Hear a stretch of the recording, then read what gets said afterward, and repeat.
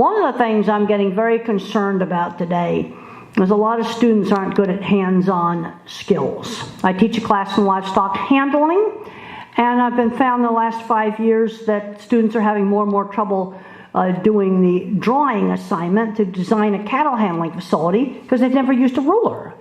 And I talked to the professor here that teaches a class in aquaculture where they have to draw a fish farm, and they've got exactly the same problem.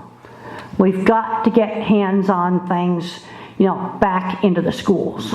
Another reason for doing that is things like theater right here. You need to make sure you make use of this theater. Theater is a profession that's not going to be replaced by computers. People are still going to see live theater. Skilled trades like plumbers and electricians. I have stayed in 3 hotels in the last 6 months where the water system failed. They were in major cities. This is something that didn't happen before. No, a lot of the people that ought to be fixing that water system, they've got a special ed label now. Dyslexic, autistic, or whatever. Now, when you're weird, the way you sell yourself is to show off a portfolio of your work. That's how I sold jobs. When you're weird, you got to show your work off. And I'm seeing too many people where their disability is becoming their whole entire identity. No, and also a lot of people of my generation learn how to work at an early age. I'm finding a lot of granddads coming up to me, and they're finding out that they're on the autism spectrum when the kids get diagnosed. But granddaddy had a paper route at age 11. Manners and social skills were taught in a much more concrete way. Okay, schools need to be keeping these classes in. Art, sewing, music, theater, woodworking, auto shop, creative writing, welding, where you can read blueprints.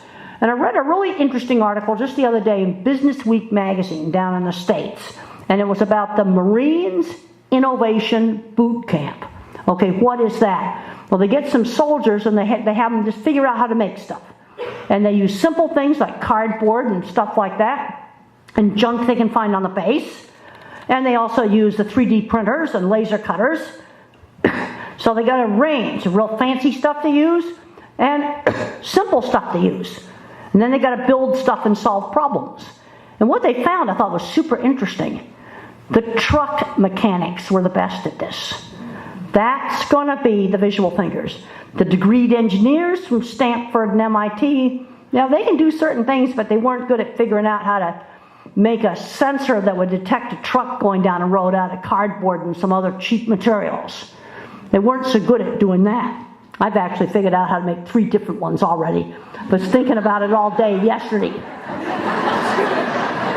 And here's the granddads finding out they're on the autism spectrum. See, the thing about autism is it's just part of brain variability. In the milder forms, autism is simply personality variant. A person can be more emotional, or a person can be more thinking. At what point does it become an abnormality? It's a continuous trait. Now, obviously, you don't ever get speech. That's an abnormality. Now, the thing I want to ask you is what would happen to some of the top innovators today? Because some of our top innovators would have probably landed in special ed today. And a lot of these top innovators had an unconventional educational path. Where would Steve Jobs, bullied in high school? He was a weird loner who brought snakes to school. Didn't have any friends. Where would he be today? Little Albert, no speech until age 3. Where would he be today? I worked with a lot of skilled tradespeople that would definitely be special ed kids today. And you know what? They're retiring. And they're not able to replace them. These are guys that are kind of quirky and weird and they could build anything. But they learned how to work. They had paper route when they were 11 years old. These kids have got to learn how to work. I couldn't read until 3rd grade. Mother taught me with phonics. Taught me how to sound out my words. Another kid's going to learn just whole word. Use the method that works. I want to be looking at what people can do. That's what I want to be looking at. And the thing I learned from working in construction, there's an urgency.